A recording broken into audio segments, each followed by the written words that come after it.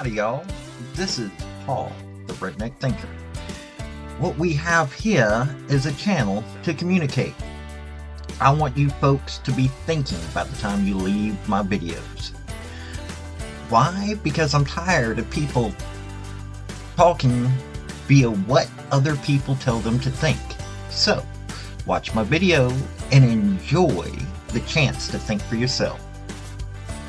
Oh, and if you don't mind, like, subscribe, comment. And I've got a link tree down below that's got my social media, and it has my Patreon if you want to help out. Thank y'all. Laurie Chavez-DeRemer is a pro-union Republican which strikes at one of the oldest and biggest client states of the Democrat Party. Here's the thing. Any Northerner who develops property there has to deal with unions to get buildings built. The workers in his casino and hotels are unionized, at least up there. The employees that have talked about how much they like Donald Trump. In other words, he understands unions and how to make them happy. The Department of Labor was created for the unions, not the workers. It is against people not wanting to be used for either Democrat fundraising money or mafia criminal enterprises. To run it, the person has to be able to work with unions, which is what Chavez-DeRemer can do. While I do not agree with some of her stances, she is a good choice for a man who is able to work with this political faction.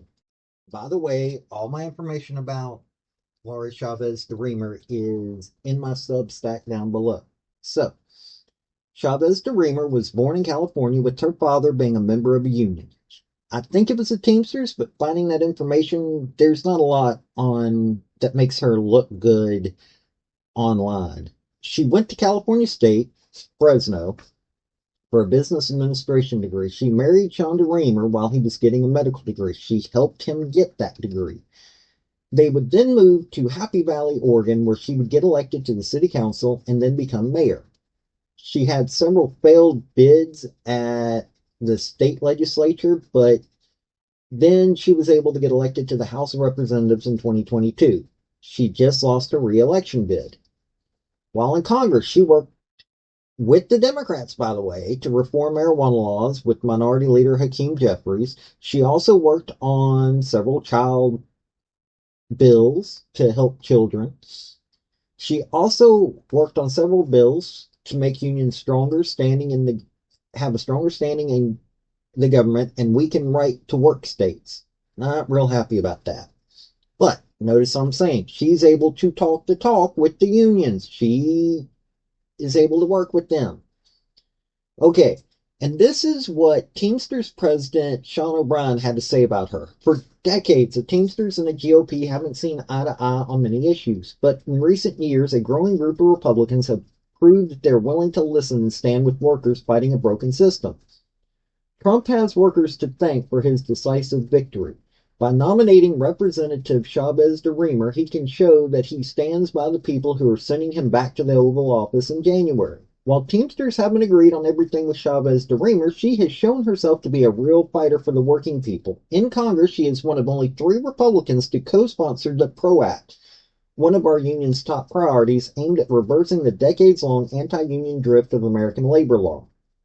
She stood with Teamsters throughout Oregon across the country when we negotiated a historic contract with UPS last year. She worked hard to expand apprenticeship opportunities for people who are entering the workforce or switching careers. And as a member of the Congressional Building Trades Caucus, she has brought together leaders in the construction industry to improve conditions on the job. Put simply, Chavez-DeRemer cares about the working people. She knows, like 1.3 million Teamsters nationwide know, what workers are up against in our rigged system. She was raised by a Teamster. She saw what it means to have the right to organize, to earn a fair wage, and to retire with dignity. She knows that our unions are the best shot workers have at winning the fight against corporate elites who sell them out to the lowest bidder. And in that, I agree with both of them on. That part right there. And she has repeatedly shown her real commitment to protecting working people from greedy corporations. Representative Laurie Chavez-DeRemer is the exact type of champion for the American worker that Republicans should get behind if they are serious about becoming the working class party. As the General President of the International Brotherhood of Teamsters, I wholeheartedly endorse her to serve as America's next Secretary of Labor. President Trump shouldn't miss the opportunity to underscore his pro-worker bona fides by nominating her. Okay, so there's more to this. Now look, she has the support of many more unions, which means she's shown she will understand the major groups that she will have to contend with. This will work as Trump works to bring back manufacturing to the United States. His first term, he started working on this, but the pandemic should show companies that the need of doing this. But unions are the biggest headache in trying.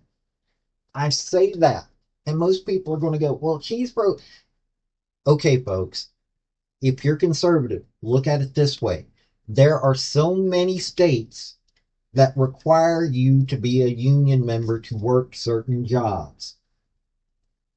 That means to get manufacturing there, which means putting these people, the Rust Belt, Michigan, all these places that, hey, they voted for Trump.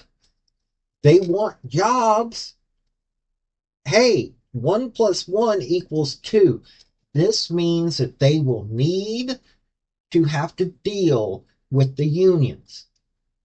If the unions have somebody that is talking to them, both in Trump and in Chavez-DeRemer, that go, hey, there's some things that need to be balanced out here.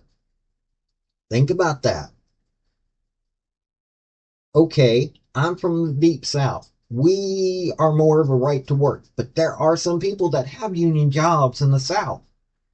We don't have a problem with unions. What we have a problem with are those unions that constantly use our member dues for political donations to a political party we can't stand. We have no problems with organizing. We're more than willing to organize. We're more than willing to help each other out. So, if you're going to do that, then we need to have unions understand that they can't be in the way of getting good jobs. Because these jobs can't afford the outrageous stances that most of these unions want. Now, I don't agree with the NEA. I don't agree with a whole lot of these unions. But these unions like the Teamsters, or these unions like those that work in the coal mines, you don't think that those people aren't living a dangerous life? People keep talking about how dangerous a cop's job is. I hate to tell you this, but there are a lot of jobs out there that are far more dangerous, and they deserve to have a voice, because most of these jobs are being done by large corporations, and they ain't always listening to the workers. Corporate greed has taken over. I don't like it, but we have to deal with it. And this is one of the only ways to balance it out. I ain't pro-American Union. Let me tell you this. Okay? I'm not pro-American Union. Far too often, the unions in this country have been either the tool of the American mafia, aka the Teamsters, like we mostly been talking about here, or they've been the tool to provide money for the Democrat Party, which is weak in this country. If we can get them listening to us, guess what? Maybe they'll start focusing. I care less about the political money. I really could care less about the political donation money. I really could.